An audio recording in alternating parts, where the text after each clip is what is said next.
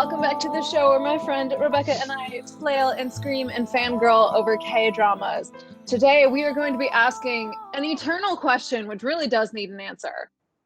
Why does everyone forget about Legend of the Blue Sea? I need an answer to this question. So, for brief details, Legend of the Blue Sea, I will not attempt its Korean name because I'll butcher it and I'll feel bad, is a 2016 to 2017 K-drama that stars Jun Ji-hyun and Lee Min-ho. Yes, everybody's favorite, Lee Min-ho. But what's also more important to me is it is written by Park Ji-eun. Now, Park Ji-eun has two other massive K-dramas under her belt, and that would be My Love from the Star and everybody's favorite from this past year, except for us, Crash Landing on You.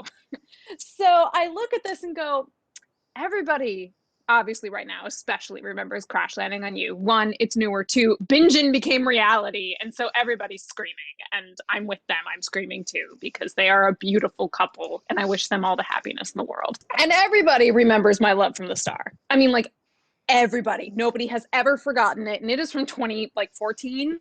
It's, in terms of K-dramas, it's kind of old. Mm-hmm. It's old, air quotes. But everybody seems to forget Legend of the Blue Sea. When they talk about those dramas, nobody remembers. And I don't understand why. Because it's the same writer. Jun Ji-hyun was also in My Love from the Star. We have Lee Min-ho, who's literally, if you watch K-dramas, you know who Lee Min-ho is. Nobody talks about this drama anymore. And my personal controversial opinion is that of these three dramas, overall, if I were to talk overall rating, this one has my highest rating. I definitely like it more than My Love from the Star. And Crash Landing on You was almost a god tier drama until the last two episodes. Oh, can't talk about it. We can't talk about it. We've already ranted about it. We can't go there. And that is why I have to say that Legend of the Blue Sea, as an overall drama, is stronger, only because of those last two episodes. But seriously, why does everybody forget this? So, full disclosure, I kind of forgot.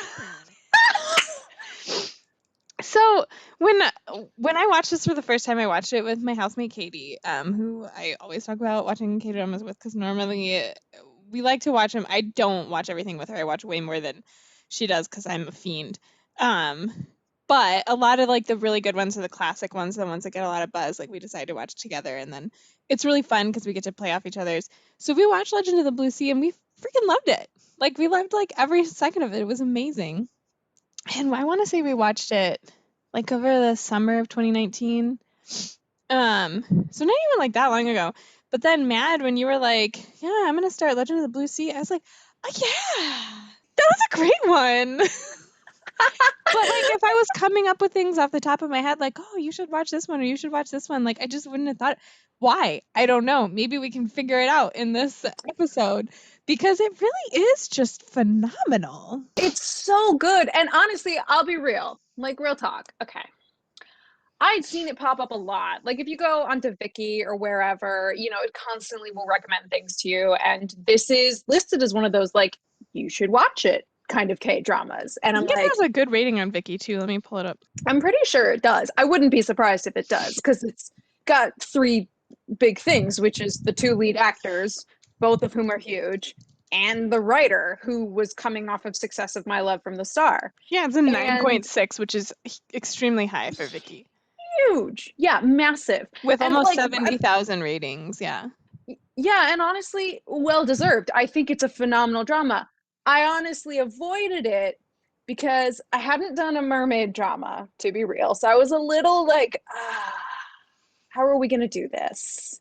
Because let's be real, sometimes when we do CGI and K-dramas, especially anything pre the past 2 years, it's questionable. And I was a little concerned on that front. I am also not a Lee Min-ho stan. I had previously seen him in Boys Over Flowers, which, don't get me wrong, I watched that years ago. It is not my favorite thing in the world. I can look at it now for its nostalgic glory and be yeah, I get it. It was the time. It was the time. It was a product of its time. But I'd never been this I'm obsessed with Lee Min-ho. And even though I wasn't, I understood that most of K-drama fandom is very obsessed with him.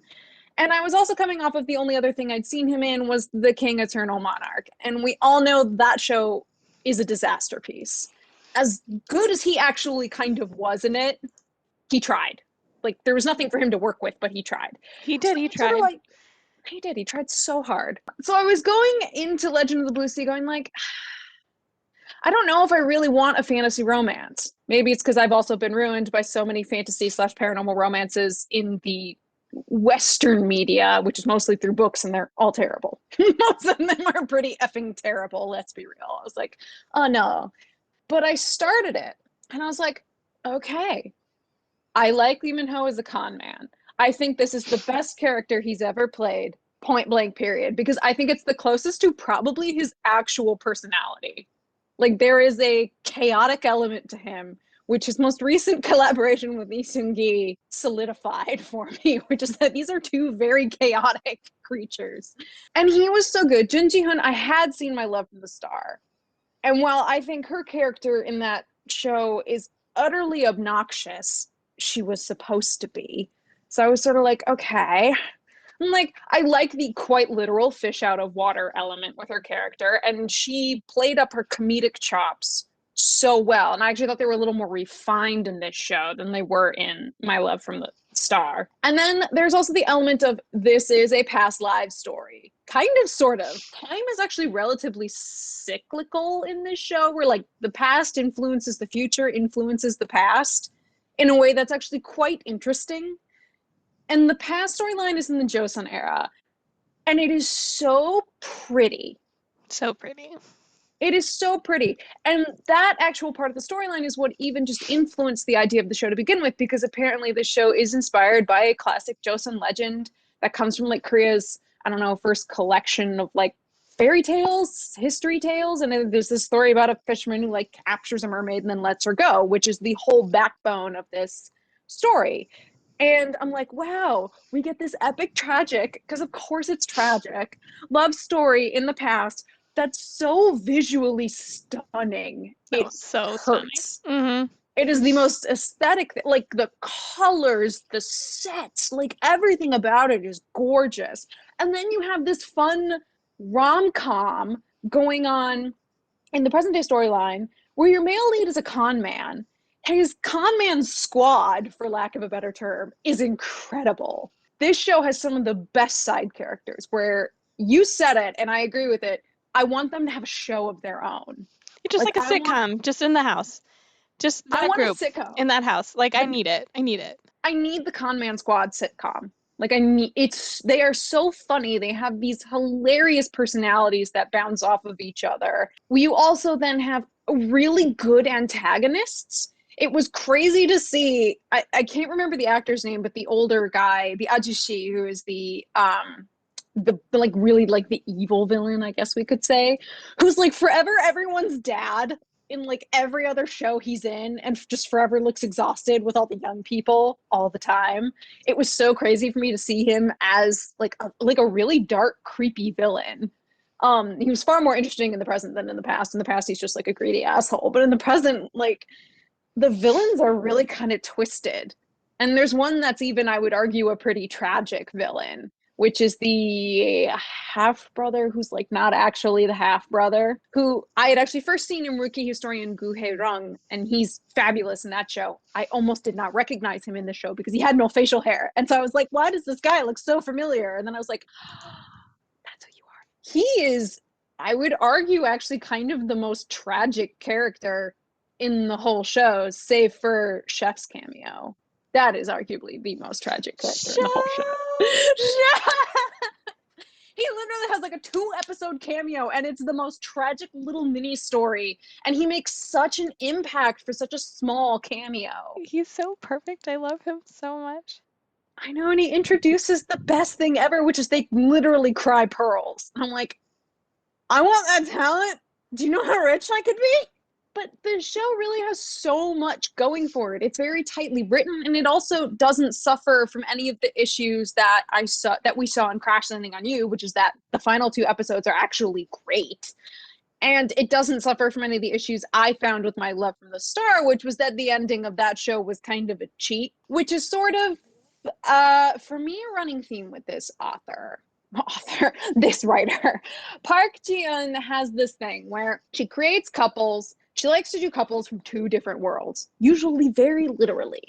And she likes to put a serious obstacle between them where it's like, how do you make this relationship work? And it seems for like the entirety of the show, it's not gonna. In My Love from the Star, he's an alien and he literally has to go back on his ship or he's going to die. Like he's dying. He needs to leave. Okay, we really can't get around this one. Except then they find like a weird wormhole, black hole, almost like cheat that I was like, I didn't like okay, but I don't love it. Like I guess I'll give it to you, but to me it's cheating. I'm not that mad because they're cute, but like it's cheating. Then we have Crash Landing on You, which everything with the side couple aside, which we can't talk about. The main couple, I go, that was a lot of hoops we had to jump through to get to this ending really quickly, just shoved into the last like 15 minutes of the final episode. I'm like, it's still kind of cheating. But this is the only one where I look at and I go at the ending, I'm like, this is not cheating. I'm like, because things were clearly set up and established so that when this happens, it actually makes sense. I mean, spoiler alert to everybody. These are all spoilery, so I don't know why I need to put a spoiler alert. She gets injured. She's not healing like she should be. She needs to go back. She is a mermaid. She needs to go back to the sea. Now, because we're in a situation that nothing has never happened, she says, she goes, I don't know if I'm going to be able to come back. She goes, maybe I can, maybe I can't, maybe I'll die. She's like, we're in a big question mark unknown. And so the fact that the show itself is saying there's a possibility, but honestly, we have no answers for you. You kind of have to keep watching. And the show has never given this concrete, it can definitely never happen, or it will definitely happen. They're allowed to leave the ambiguity. And so when she does eventually come back, and it takes her a couple years to basically build up enough strength to be able to be like, okay, we're going to be good. Like I can kind of leave the ocean almost entirely for good, but not quite. There's still some limitations. They work through them and they find the solution, which is go live by the ocean. I'm like, that is a great solution. And she comes back. And the other big thing was she did the memory wipe. And Lee Min-ho, she thought she did. She thought, well, she did, except she didn't know that he like recorded everything down. And we all know that things can jog the memory. We've seen, and the show had established like they think it works, but that's because usually the mermaid and the dude never meet again. Like, so there's no way to test whether or not if they were back in each other's presence and things were jogging his memory, it could come back, which in this case we discovered, no, it can come back. So again, I was like, no, none of this is cheating because we established how this works, which it's sort of fun because the characters don't entirely know how it works, which to me makes it more interesting than something like My Love for the Star, where like the alien like knew everything. So that's why I'm like, you kind of wrote yourself into a corner that you can't get out of. You have to cheat to get out. Versus this one, it's like, we don't have to cheat because everything's a big question mark to these characters. And we've never given you a definitive answer, which is why I'm like, this is a really good show. Like from a writing standpoint, this is a much stronger show. Why does everybody love My Love from the Star more? I have so many questions on that front, especially also when we get to the side characters, because My Love from the Star's side characters are basically negligible. Yeah, like who even are they? Right, there's the side couple. Well, there's like, obviously like the second male lead, right? Whatever his name is, and his evil brother. Yeah. But yeah, who I love both those actors. Park Hae-jin, my love, who like he's big for like Cheese in the Trap and plenty of other things. They kind of wrote him to be a borderline kind of histrionic and annoying at times. And his brother, I want to say something like Sung Rock. He's got, I know his name. It's in the back of my head. He's been in a million things. Yeah, he's a great actor, and he gets to basically just play a murderous asshole, for lack of a better term. Plays it really well, but there's no real depth. Like they're pretty two-dimensional, especially when you compare them again to the characters we get in this show, which even the two-dimensional characters have more depth. Well, like even like your quote-unquote villain, I mean, like there are so many layers to it, and they're all so interesting. Even like the serial killer guy, like what is it, Mae Young, or Ma Dae-young, Ma Yeah. Dae-young, Ma Dae-young? Yeah. Ma Dae-young, where his story is actually really interesting, and he is not as like black and white a villain, and it's really interesting because he's kind of like trapped and influenced by his past as like a villain in the past life, but he like wants to escape that. And like there's that interesting thing, and then there's just like the layers of everything behind that, and like who's really pulling the strings, and like who is the bad guy in the story. Like it just is really like it's just so good. Like it's just very interesting and engaging, and it keeps you guessing, but not in like oh I'm stressed all the time, I don't know what's going on way. Like more just like a like it's intriguing, and like episode to episode there's more to learn, and there are questions out there, but what you're experiencing in between is so fun and interesting that it's like I don't know, it's just so good. It's so good. Yeah, and I like how the way they reveal the past storyline. Like just when you think you know everything, you realize there are certain details you actually don't know. The Mhm. big one being how they die in the past storyline. Like you think you know how he dies, and then they make you realize, oh, you were missing a detail, which is the idea that the basically the past incarnation of his stepbrother is the one who threw the actual spear that killed him, because you think it's the Ma Dae-young past incarnation of this greedy nobleman. Like, because you're like, oh, okay. You're like, I think some of the laws of physics got slightly defied in that moment, but it's a K-drama, sure, whatever. And you're like, wow, that's so sad. Okay, okay. Then you go, oh no, oh no, it's even worse. Oh no, it's going to hurt me even more. And it's going to hurt even more, especially because, like I said, that stepbrother character in the present day, as much as he becomes a villain, he doesn't start as one. He really doesn't. He gets warped and twisted by, let's be real, the true villain of this story is the stepmom. She's really, I think, the most irredeemable character. And she ruins her son. She ruins the Ma Dae-young character. She basically ruins Lee Min-ho's father, although he's not necessarily the greatest person. Yeah. He's kind of in a gray area. But that tragedy is all related to her, versus in the past, it's a lot more simple in the past. It's mostly just greed.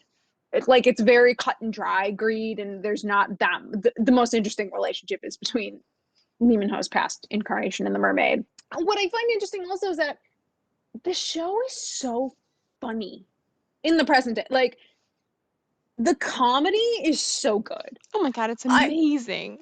And people, at least on YouTube, and the K-drama sphere on YouTube, especially the people who do like compilations and make funny videos, love to pull clips from this show. Whether it be her putting the laptop on her head and like osmosis learning Korean, which like, don't we all wish?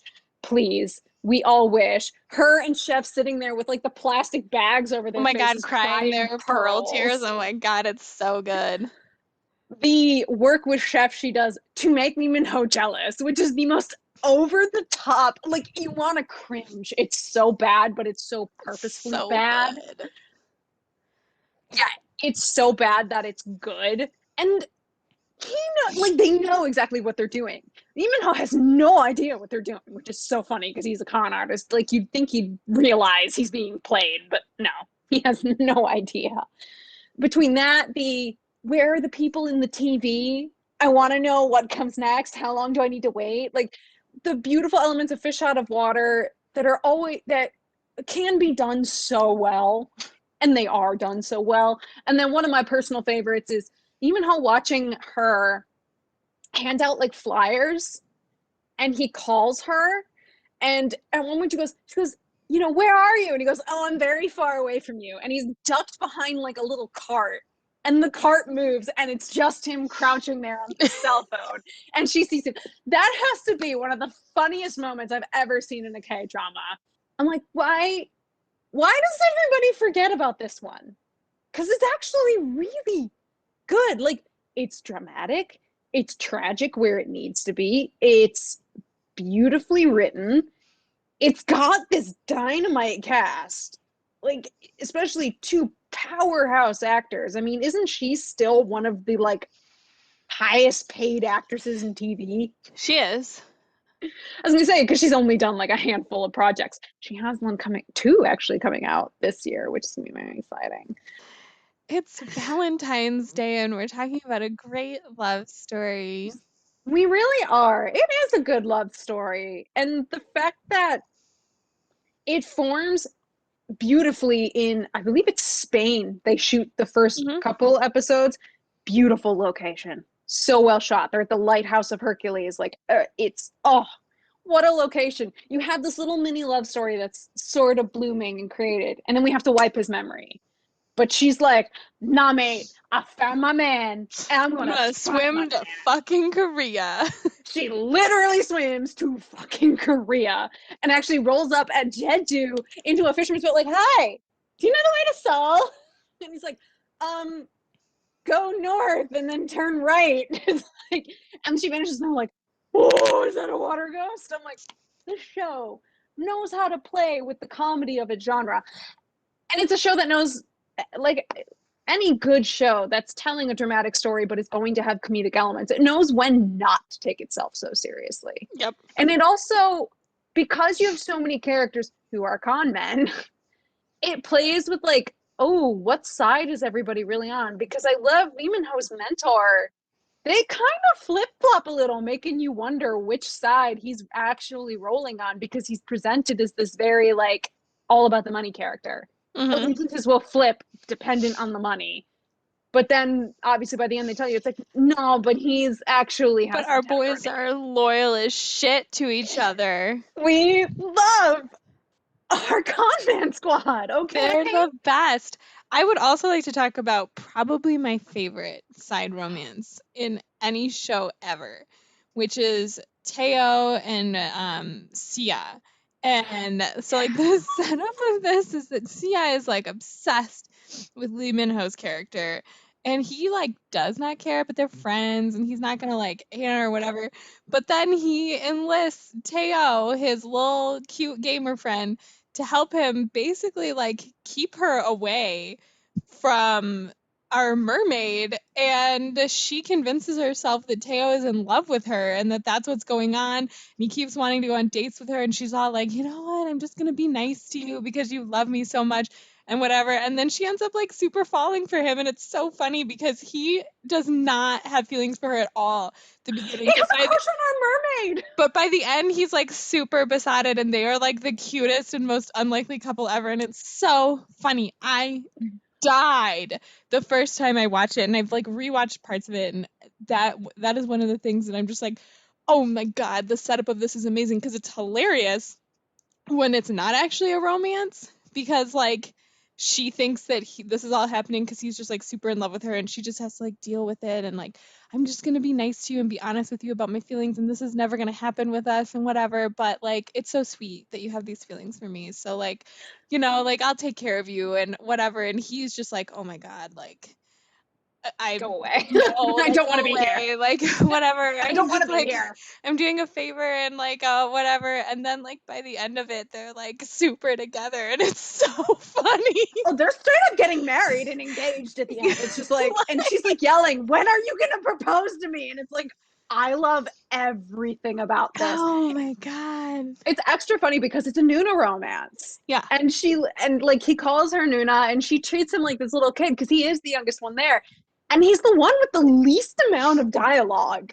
Like he speaks mostly in looks and sound effects for the looks, which Okay, are but they're great. Like, hilarious. Yeah. oh my god, the glares he gives Lee Min-ho for like the entire show because he gets the crush on the mermaid, and he's just like, "You son of a bitch! How dare you treat her like this?" And then the looks he has to give Sia because he's like, "I'm so not into this, but I need to basically play along into your twisted mind because I need to occupy you." Oh my god, it is so funny. And you know me, I'm a sucker for a comedic side romance. Like if the side romance is funny, I am so in. My favorite side romances have all been funny ones. Again, it is a paranormal romance. We have mermaids. The lore for the mermaids I thought was really good. It was stuff that, they obviously in a way reference like Hans Christian Andersen a bit, but it is mostly, I guess, drawn from that Joseon legend, which I admit I don't know all of the parts of the OG legend. Obviously, being a white Western person, I know Hans Christian Andersen pretty well, both the original story and the Disney version.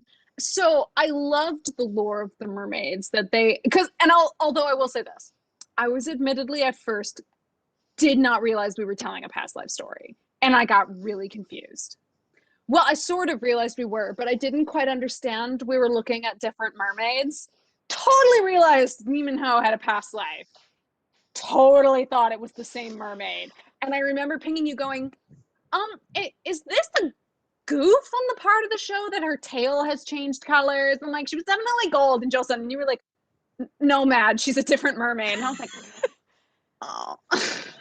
They're both great. They're both reincarnated, man. It's a past life story, man. Yeah.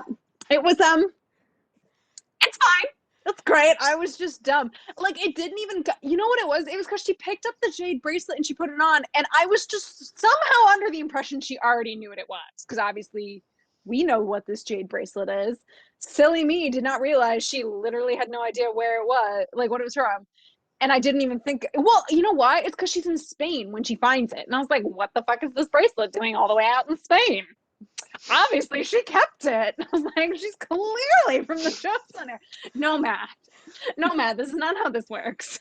It was a crowning moment of dumb on my part. I've had a couple of those in K-dramas. That sits up there as a crowning moment of dumb on my part. Well, like, it's understandable though, right? Because in most K-dramas that are a fantasy romance where one of the characters is a legendary creature, which is like almost every fantasy K-drama romance, all of them. the legendary creature is like immortal, and if there's a past lives piece of it, it's kind of like Tale of the Nine-Tailed, where the human character died and has now been reincarnated, and so that person gets to find them again or whatever. So like, it's understandable. It's an understandable point of confusion. Luckily for me, I watched Legend of the Blue Sea before I had watched pretty much any other fantasy K-drama, so I was not aware of that trope yet. So for me, it was very clearly like, these are two different characters, but they're the same person, just like reincarnated. Yeah, you'd think the different colored tails would have like been the big clue for me. But for me, I was sitting there going, was this a goof on the part of like the department? Or can like they change tail colors? Like, I don't know. What's the mythology here? I literally was dead set. Like, oh, okay, I guess they Any can, like, explanation other than the obvious. Yeah, other than the really glaringly obvious. Guess it's because I'd seen too many fantasy romances. Like, look, I'd seen Goblin. Had I watched Tale of the Nine-Tailed by that point? I think it was airing at the time that I watched Legend of the Blue Sea. Like, it was still airing, and I was watching it live. So, and I'd watched Hwayugi and like Hotel de Luna and all these fantasy. I was like, clearly she's immortal. And the show makes it clear that like, no, both of these characters are in danger of dying.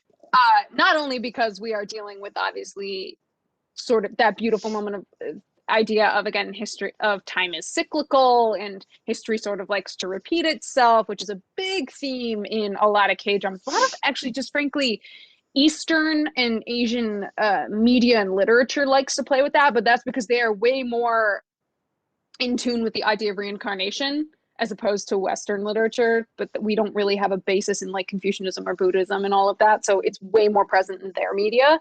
Which yeah, the concept of like cyclical time and like past lives and things is not super present in Western. No, the closest you'll get is Native American lit has some of it, but that's about it. But it's a trope that, or a story formatting that I love. So part Me of why too. I love all of these stories. I'm totally down for it. And I think this show plays with it super well, including some of the moments where the past and the present / future interact in a way that's super interesting and left to be kind of mysterious. Because even Ho, like, legit just has a conversation with his past self, kind of, sort of, but it's almost like outside of time in a dream. It's left very vague. I don't know if that's the right word I want, or mysterious, I guess is the better word. But I personally really like it. It adds the aura of mystery where it's like, oh, part of the mission now is really to actively make sure history does not repeat itself, because history was tragic, guys. Y'all both died. It was again one of those few love series where I hadn't realized how invested I was until the past characters died, and like they really showed it to you, and I just started crying a little, and I was like, oh, I did not expect to feel things. I really didn't mean to feel things. Another time I also cried was the death of the stepbrother. Like I actually honestly cried for him a little because I was like, this poor, I felt bad for that character because it's sort of like that character never had a chance. Mm-hmm. He's one of those characters where you go, he's unfortunately such a product of his environment. He just never got a chance with the father who ended up not actually being his biological father, finding out who his biological father actually was and who his mother was. I'm like, oh, this poor dude never had a chance. And yet I think in a different environment, he actually would have been a good dude. Yeah.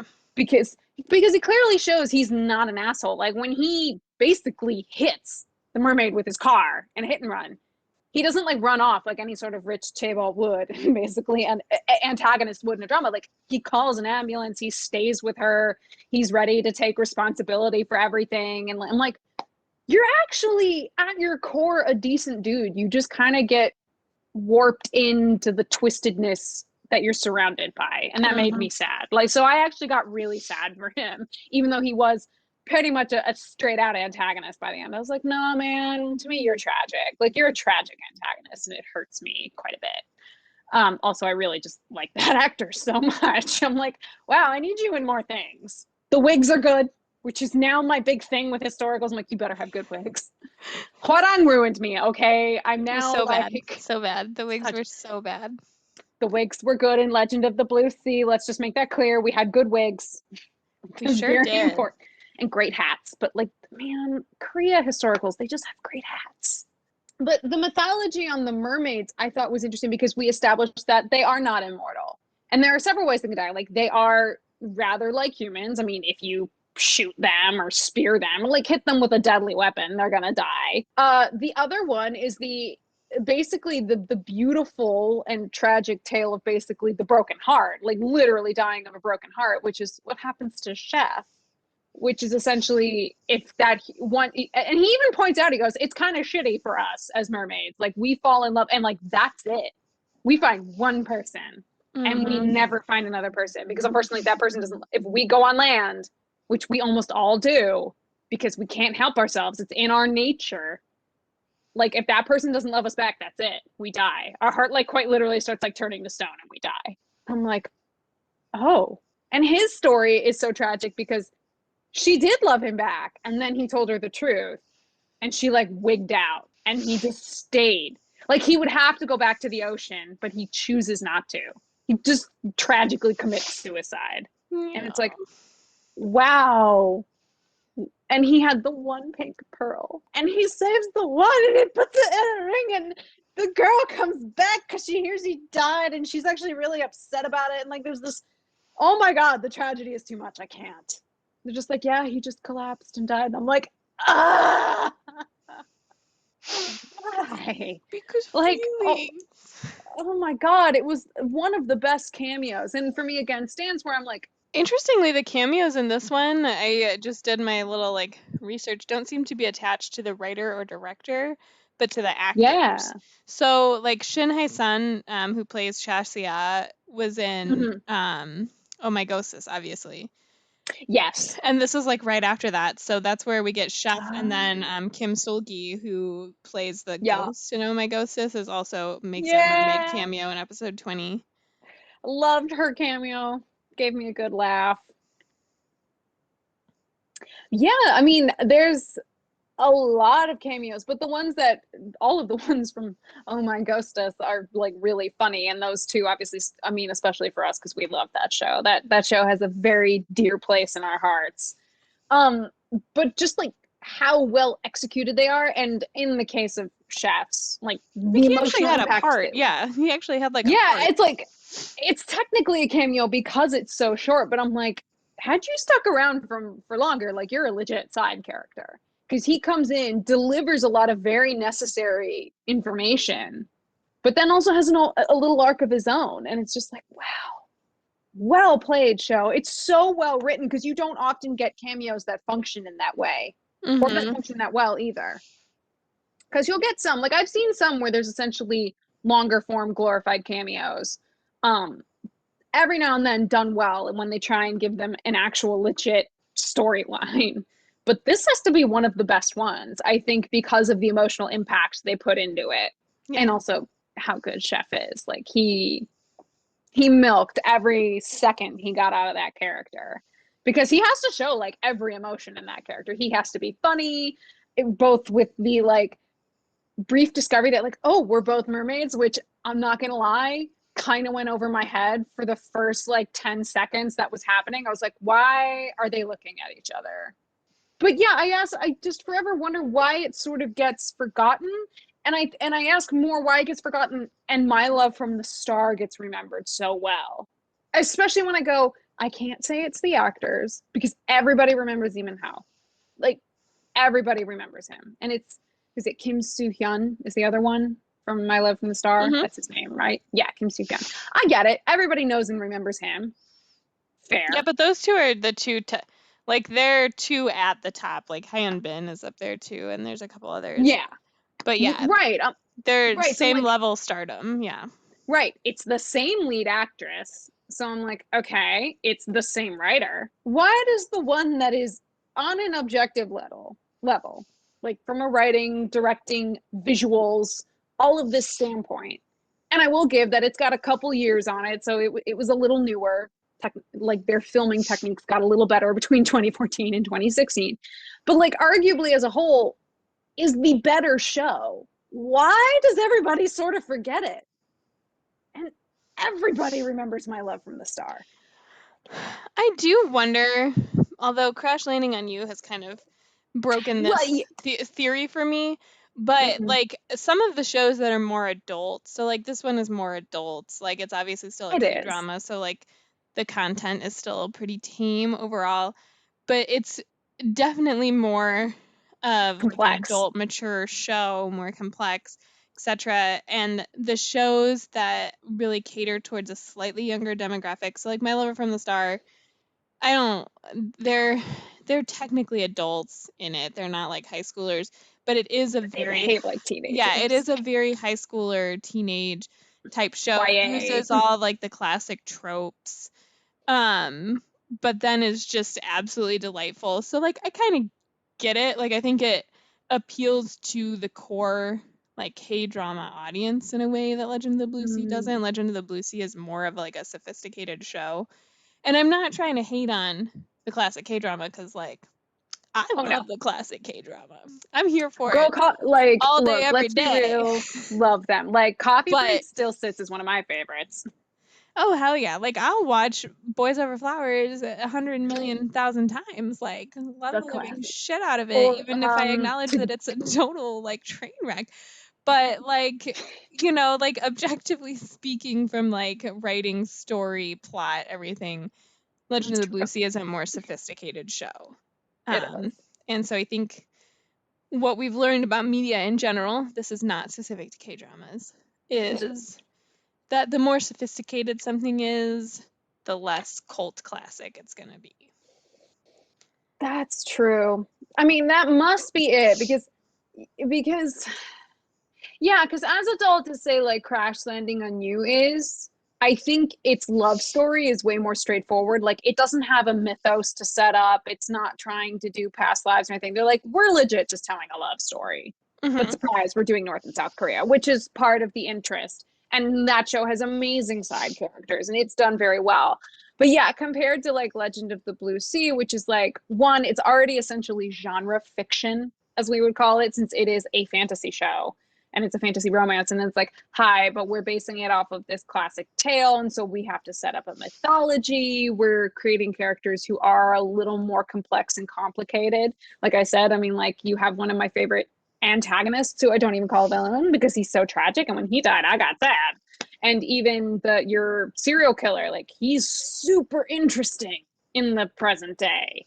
And there are very few characters where I go, you are just not interesting. Like I don't care Mm-hmm. about you. It's like, no, you all have a point of interest. I mean, the writer clearly took the time to flesh you out. She really tried in a way where a younger demographic might not click with it. I think a younger demographic would click with the humor, and they'll click with the fish out of water. Like they'll click with a lot of the essentially the romantic comedy aspect of it. But that's such a small part of the show where it is way more dramatic, darker at times. It's it is dealing with adults who behave like adults. Yeah. Well, I mean, the mermaid sort of being the exception. I mean, yeah, the mermaid's sort of the exception. Yeah, there are moments where I'm like, you children, stop. But they are for the most adults, part. Yeah, and their issues are mostly adult issues where it's like, don't want to die. That's a pretty adult issue. Complicated family relationships, the found family relationships, the running from the law, and like all of these other things. And I also include those cops as frankly part of the con men gang. I want those cops there because when they join the house and join the squad, it's great. I'm like, God, they're fun. It is a much more in that way adult and complicated show. And while I think in some ways recently it's gotten better, because there are some fairly sophisticated shows that have gotten kind of a cult following, like more recently. But I guess that is why Legend of the Blue Sea in its way becomes forgotten. And part of it also is that now with Netflix and Netflix co-production, we're getting a much bigger foothold in the West, in the US. Legend of the Blue Sea did not benefit from that. No. But I bet it would have if it had come out on Netflix as a Netflix co-production. It probably would have. I mean, and it was already big. Like, it was a big show. Yeah, I'm it not gonna did say well. it wasn't a big or super popular show, but I think that it would have a different kind of internet following. Yeah, I wonder. I mean, looking at its viewing numbers, it had amazing viewing numbers. It had double-digit viewing numbers for its entire run, and the lowest it ever scored was like a 14%. I'm like, are you kidding? Those are massive numbers. Yeah, and so it's very different from Chicago Typewriter in that it's not like people didn't watch it, and it's not like people didn't immediately love it when they watched it. It's just that it seems to have been forgotten by like the internet ethos. And that's kind of the confusing part is like, why don't we talk about, like, why don't we think about it when we're listing all of like the great fantasy romances? Like, why doesn't it show up on those lists? Because it really doesn't. It does, and that's why I kept getting confused. And also, again, because obviously I know this writer has also written My Love from the Star and Crash Landing on You, which I sort of take out because it's not a fantasy. So in terms of the fantasy romances, I'm like, honestly, I would, if I were having to pick between this and My Love and the Star, I'm like, I would put this as the better show, as the better romance. And it is one of those where if it were to drop on Netflix, I think it would do well. Like if they were to put it, and if you were to say, hey, it's available on Netflix, I think it would honestly do really well, because obviously the people who did watch it are going to suddenly go, oh yeah, that show was great. And then they'll tell other people to watch it. And like, who can, and for K-drama fans, who can resist a good fantasy romance? Like, we were all excited for The King and Eternal Monarch because we were like, fantasy romance. Gimme. Except that was terrible. And we don't talk about it. Legit one of the worst shows ever made. We don't talk about it. Just makes me so sad. I was so excited about it. You know what? That's okay, because we at least got Tale of the Nine-Tailed that year, which has, for me, become one of the great fantasy romances, even though the bromance is better than the romance. It's fine. That's just a Yi Dong-wook thing. That's just him. Whenever he's in a show, like, his bromances are usually better than his romances. Not to say that his romances are bad. It's just that his romances are so good. His romances are just so fucking amazing. I just can't. It's so good. Legend of the Blue Sea, well, it's not as dark as Tale of the Nine-Tailed. It's not trying to be. Like, Tale of the Nine-Tailed, I think because it was done by TVN. TVN likes to, when they want to go a little dark, they go for the dark. And so Tale of the Nine-Tailed, in terms of fantasy romances, is pretty dark. It's very dark. I mean, just, yeah, even in aesthetic, like, they really, and I give them props for it, because that's actually something I enjoyed about it. Like, they embraced some of their creature horror elements really well. Legend of the Blue Sea doesn't have to do that, because, like, your creatures are mermaids. Like, unless you're going to turn them Yeah, into sirens or like man-eaters. they cry pearls. Like, they cry pearls, guys. We're not doing horror monsters. There's no Ursula or anything. Like, they cry pearls. She walks out with like a massive clamshell, like it's her goddamn purse. Like, she's carrying a fucking Gucci. And it's like, okay, look, guys, this is the tone of this show when it comes to the present day most of the time. Our mermaids are not scary. We're not doing scary mermaids. Like, I'd be down for a scary mermaid show, but we're not doing scary mermaids. But yes, I guess overall we have come to the conclusion that Legend of the Blue Sea, as brilliant of a show as it really is, and as much it is now a kind of forgotten gem because it is skewing towards a slightly more mature audience. It's just kind of too sophisticated for the, as terrible as it sounds, like the unwashed masses. Yeah, and I think it's that. I think it's that it was before there was this huge like Western media and like before the Hallyu more wave. global embracing, so it didn't come out on platforms that like it's on Viki now, so people can watch it, but it didn't air at a time when it was very popular to be watching K-dramas in other countries other than the countries in Asia where it was already popular, obviously. But that I think also we kind of got onto something with like the scary darkness that is kind of missing from it. So in some ways it doesn't match its own genre very well. Like it's more of like a romance comedy, whereas most fantasy romances have that real like horror element and tend to have some dark storylines and dark feels.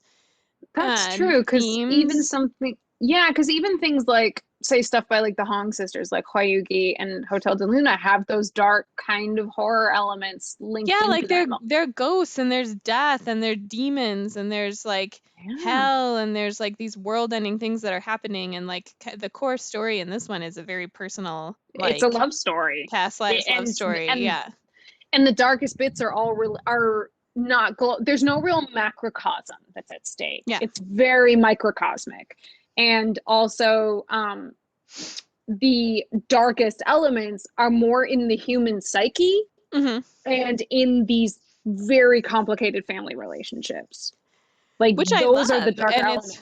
it's wonderful and it's brilliant, but I do think that could be something that makes people not think of it when they're thinking about fantasy romance K-dramas. Yeah, and It especially just also it has just a different feel and a different focus than if I were to list out like the other top 10 that I can think of. I would say it's almost like it's quieter. It is a quieter fantasy romance drama, like even compared to like My Love from the Start, where the antagonist is like such a mustache twirling villain. Like, he's very, don't get me wrong, he's fun because of that. Like, there is a fun to that, but he's so big that then when you take the more complicated antagonists that we get in Legend of the Blue Sea, it's not as big and bombastic. I mean, the bombast isn't the humor in this show. Yeah. But that's only one small part of the show, as we've said before. So yeah, I think you're right. It's a combination of, it is kind of more mature. It's a quieter show in comparison to the other entries within its genre. And the fact that it didn't have a platform like Netflix and didn't come out with all of that. It definitely was pre the most recent like Hallyu wave. So it was caught in between that first Hallyu wave that happened in like the early 2010s. There was a kind of, during like the second gen of K-pop, there was a brief Hallyu wave, like SHINee and EXO and all of them. Then there was this lull. And then only more recently have we gotten the next Hallyu wave. And I think they, unfortunately, it aired during that lull. It was like, well, I mean, unless you're in the kind of, in the West at least, the niche community of people who are watching K-dramas at that time, nobody was really watching it out here. Whereas I think, honestly, I think it would play extremely well with a Western audience, because it's a very, despite the fact it is based on a Korean legend, it's a very accessible story. And I think the fact that it really plays more into like family dynamics is something that would play well in the West, because we have plenty of shows about dark family, twisted, all of those issues. And Yeah, I do think honestly, if it were to get onto like Netflix, I think, granted, again, as we said before, Netflix never releases their streaming numbers, but I bet it would probably do well. And I think more people would remember it in that way because it's worth the watch. Is it the best fantasy romance out there? No, but I'd put it in the top 10. I might even I've put it watched, in my top 5. I was about to say, I would honestly put it in the top 5. I think it's that well done because of everything else that's around it too. Mm-hmm. Yeah, honestly, I would put it in the top 5 of like K dramas that are fantasy romances. Like it really is up there. It's that well done. So I guess ending note is everybody jump on Viki and watch Legend of the Blue Sea and enjoy yourself and really enjoy the aesthetic of the Joseon-era set pieces because it is shot so gorgeously it makes me cry. Like there were points where I didn't even want to go back to the present because I was like, no, no, pretty cinematography, pretty lanterns, night, water, blues, like colors. Oh my God. I want to scream about the aesthetics of that part of the storyline so much because it really is. Like I want to hope that so much of the budget just went to that portion of the story and just being like, okay, get ready guys, here comes the money shot. I mean, the money shot is him Phantom of the Opera-ing down in the gondola. Like, okay, legit, that thing was driving itself. Okay, it was a Phantom of the Opera moment. Let's be real. That boat he was not steering that boat. Okay, it was a Phantom of the Opera moment, and I'm not mad at it. With the lanterns all coming up, it's a beautiful night sky. We have like a boy soprano singing in the background, which we all know. I've already established with Chicago Typewriter. You give me a good boy soprano, and I'm already in. Like I'm already in. And then she comes up out of the water and like aesthetics. Yes. Aesthetics. 100. 100. End of the story is everybody should go over to Viki and watch it. I don't think you need a premium account to watch Legend of the Blue Sea. But honestly, Viki is so inexpensive, and if you want to get into K-dramas, it's really, really, really worth it to get. Oh, it's so worth it.